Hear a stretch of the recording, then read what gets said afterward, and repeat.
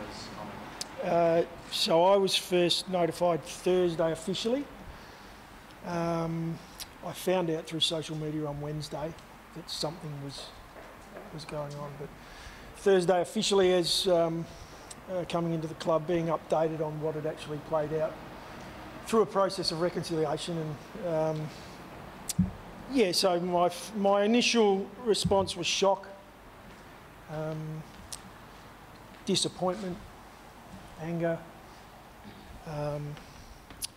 We're in a privileged position as AFL players and staff that we have the opportunity to be educated around this space, and there's no lack of education. We have a complete understanding of what's acceptable and what's not, and what's played out here is completely unacceptable and something that we won't stand for as a football club. It's something that I won't stand for as a football coach, and I'm really disappointed to be standing here today talking about it, to be honest. As his coach, did you actually have a one-on-one, or have you had a one-on-one with him, and if so, what was the tone of that? Yes, we have. We spoke on Thursday, firstly over the phone. Tex was obviously really struggling at that point, still is. I'm not sure that Tex quite understands or knows why it came out of his mouth, what did come out of his mouth. I listened, and since that time I've offered support, but for me, more importantly, is support is needed elsewhere at this point in time. You know, our playing group, our staff, the wider community. There's a lot of people who have been hurt by this, the Indigenous community first and foremost. And I think from here, the most important part is us ensuring we learn from this. We stop and we listen and we learn, and then we educate ourselves around what's actually acceptable and what's not acceptable. Have you had separate conversations? It's a hard one to put a finger on at the moment. It's mixed. You know, sometimes through adversity the group can become stronger, and this is a really tough space for us to be in at the moment. Our group have stuck strong. We have 4 Indigenous players in our group who are all outstanding characters, and they've obviously done had a pretty tough 24 hours or more. I know Tex, Taylor's addressed the group. He's addressed our Indigenous players. Time will tell in that space. Time will tell. What did you say to them? If you could say something to everyone, including players, broader public, about this situation, what would the clear message be? Would it be sorry? What would you say? I think, of course, there's an apology there. It's something that is completely unacceptable. But it's bigger than that. It's bigger than that. This is about education, or a lack thereof. And in this instance, it's not a lack of education. We've got no excuse. In our industry, we have the best education around this space of anyone in society. We have the privilege of playing alongside some of the greatest athletes in the world, Indigenous athletes. I've been lucky enough myself to do that. Sorry.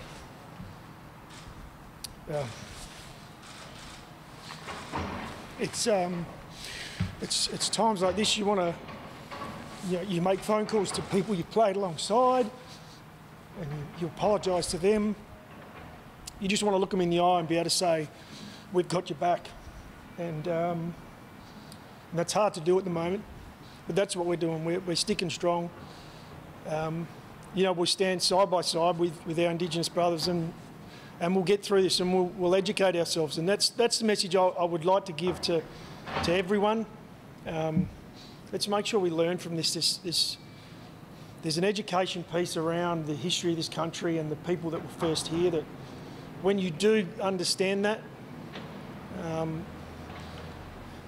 it's incredible how much respect you have for the people that were on this land first. Those people you reached out to and Indigenous players at the club, does it make it much harder for these people to trust what you and wider members of the football public say, given Taylor so many times has stood on a similar platform and denounced racism?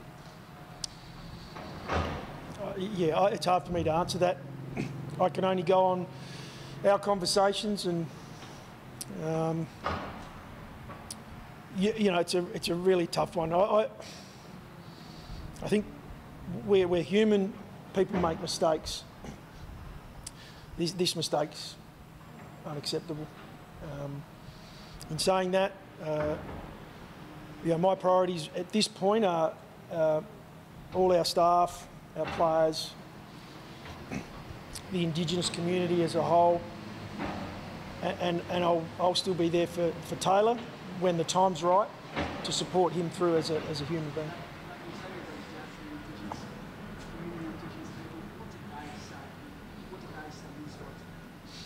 Oh, similar emotions to what I went through when hearing it. It was disappointment, anger, but also understanding, and the conversations that we had were around where to from here. How do we use this to educate? How do we now, and I don't want to call it a platform, but the profile, we need to use this profile to educate the greater public, the community, around what's acceptable and what's not acceptable. That's really where the conversation went.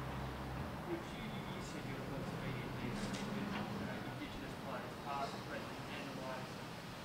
What do you think they were feeling when they heard of this? Essentially, is this a betrayal?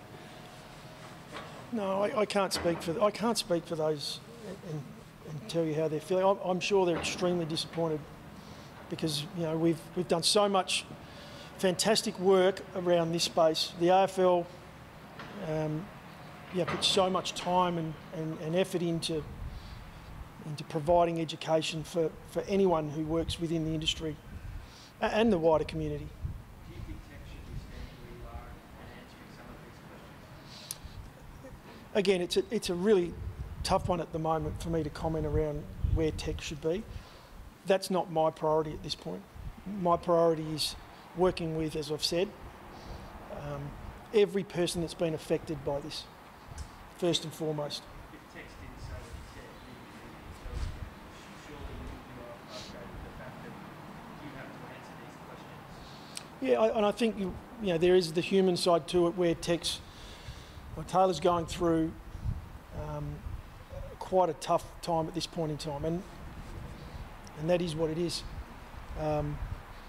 It's been a process that he's been in for a lot longer than what we have. I've known about this for a shorter period of time. I know at the right time he will come out and talk, but I'm not going to comment further on it. Are you comfortable with the sanctions? Again, the sanctions not for me to comment around. My priority now is the group. We, first and foremost, them as people, but we also are in an industry where it's a performance industry and we have to perform now for 3 weeks. Your next question is going to be about integrating Tex back into the group. At this point in time, we need to give him his space, he needs to give us our space, and that's going to be a challenge in itself. Do you think it's possible? Of course it's possible. It's part of the human side to it. People make mistakes, and we'll work our way through that. I can't tell you how long that'll take. Can you speak about the individual who made this complaint, had the courage to do that? Can you talk about this individual and their actions? Well, of course I won't be giving any detail around who that individual is, but I couldn't be more proud of that person. And that's the kind of culture we're looking to build, and we are building. And it may not seem like that from afar, and I'm sure a lot of people are discussing our culture, and that's where you feel a little bit gutted about. We're doing some great things at the moment off the footy field and on the footy field. we've got some fantastic people, and that particular individual is one of those. And I applaud them for the way they behaved right throughout this. From all reports, they did exactly the right thing.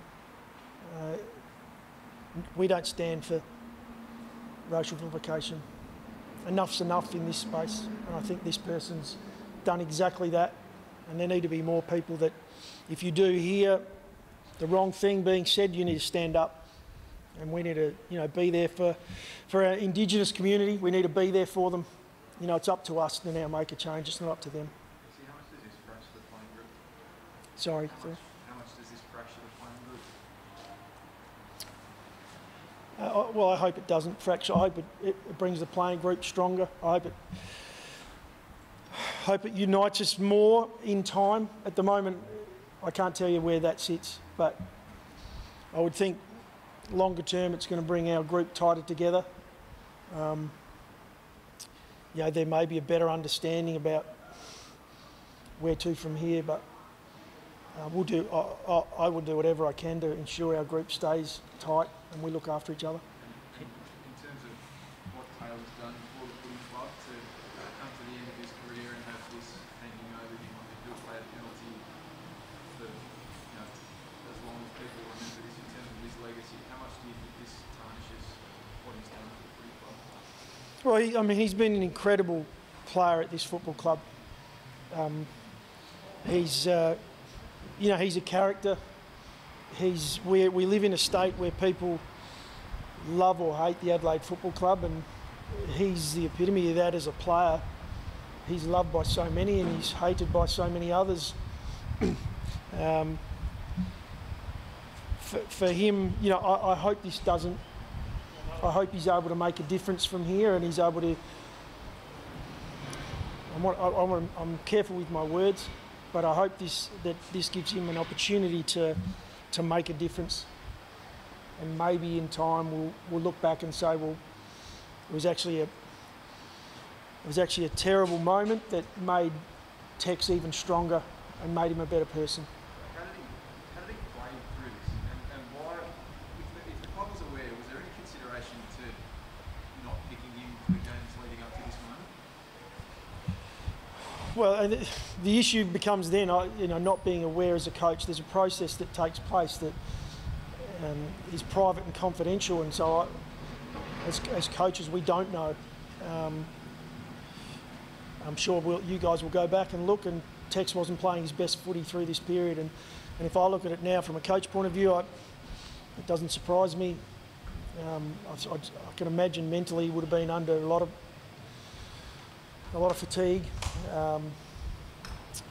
It's a tough one because of course there's need for privacy when things like this occur. Probably all I can say around that, but by no means are we able to make a decision if we don't know any of the facts. How much hurt has it caused internally? It's clearly affecting you and a number of others. How much hurt has been caused by that? I think it's hard for us to tell at this point. It's hard to tell. We'll work through that over the coming weeks and months. I've been able to sit down with our 4 Indigenous players one-on-one and ask questions, but we'll never know. That's a lot more conversations and a lot more chance to sit down and open up and feel exactly how it has affected people. It may be something that doesn't hit home right now, but over time it may. But I can't answer that at this point.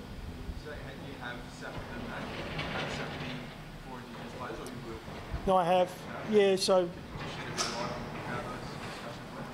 very similar to the emotions I've spoken to of most people who are within the football club.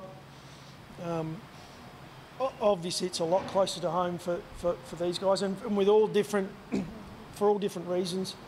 Some who have gone through experiences across their lifetime that they'd love to forget, but unfortunately are scarred in their mind, and sometimes things are triggered when incidents like this happen. I won't be giving any detail around those, but you feel for those people, and when it takes you back to a bad time. And that's really when you start to look at it from a bigger cultural position as a country. It becomes really important that we get a better understanding of the history and what our Indigenous people have gone through. You said he does want Taylor to be here next year.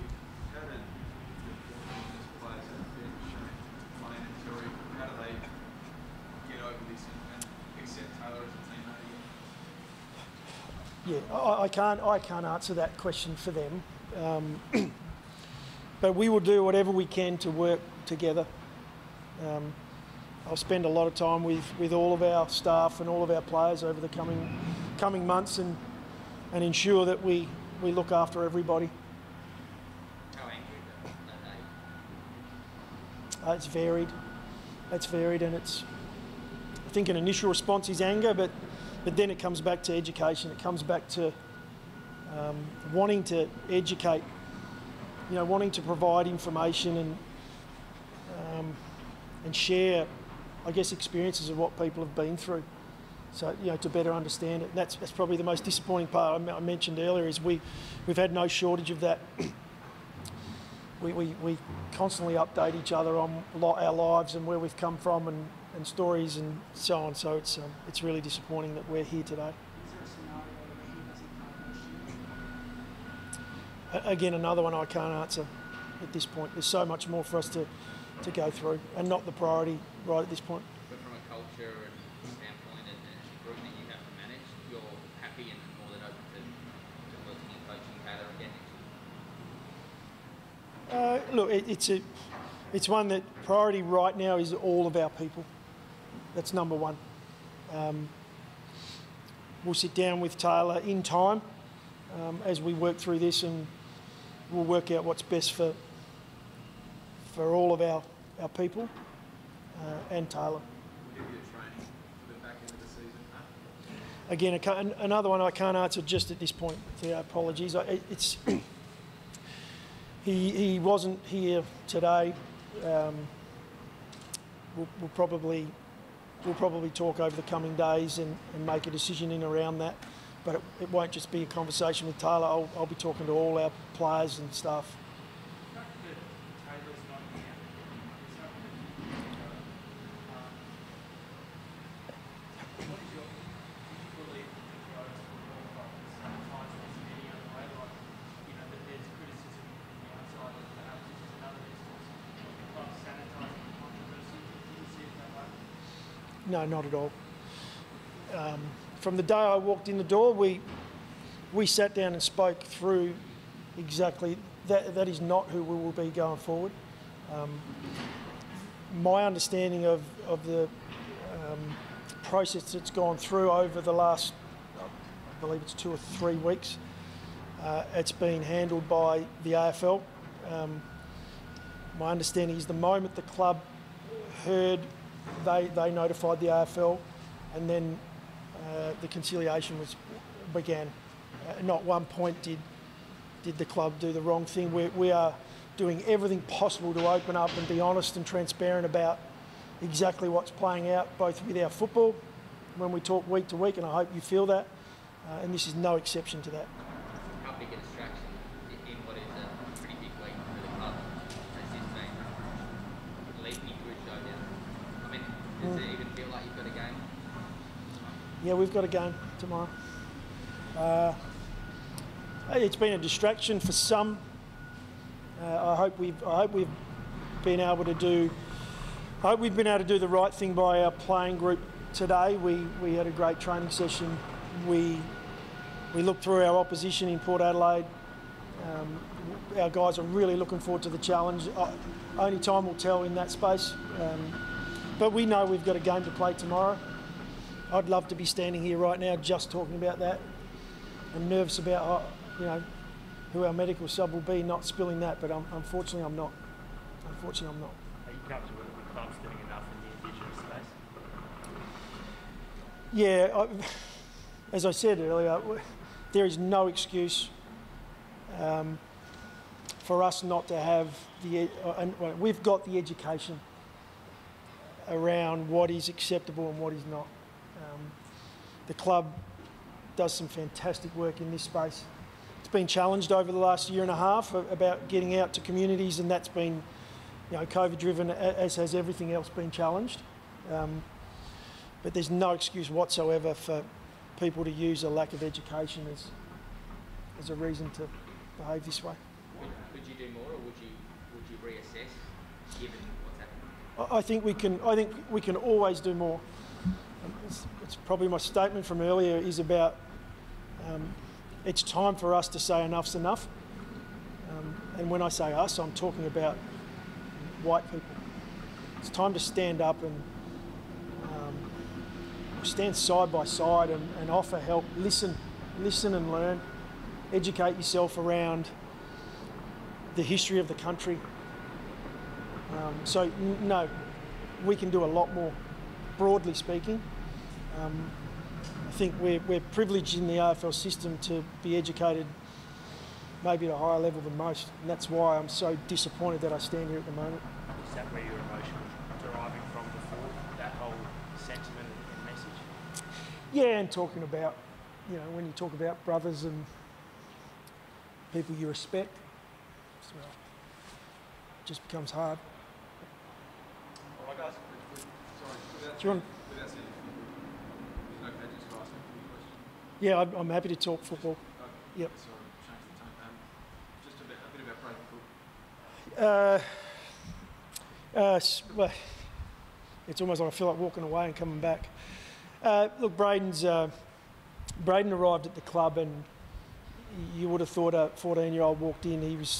He had a fair bit still to go as far as his development, but he's maturing so fast. I'm surprised he's got himself to where he has. I didn't think we'd see him this year playing at AFL level, but he 100% deserves the opportunity this weekend. He continues to grow physically. He's attacked the gym. He's become nearly a student of the game for one who I thought was as far away as you could be. And he's got some talent that I hope we get a chance to see over the coming weeks.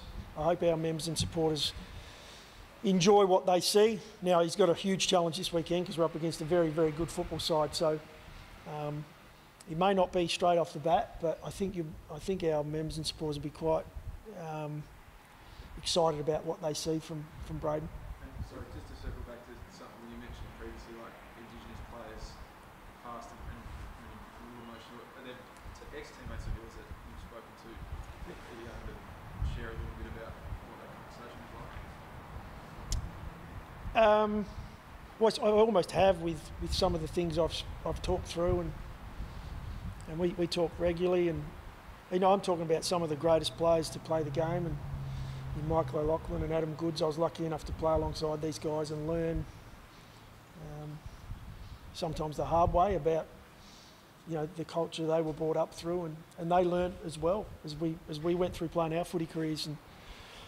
And Tanya Hosh has also been.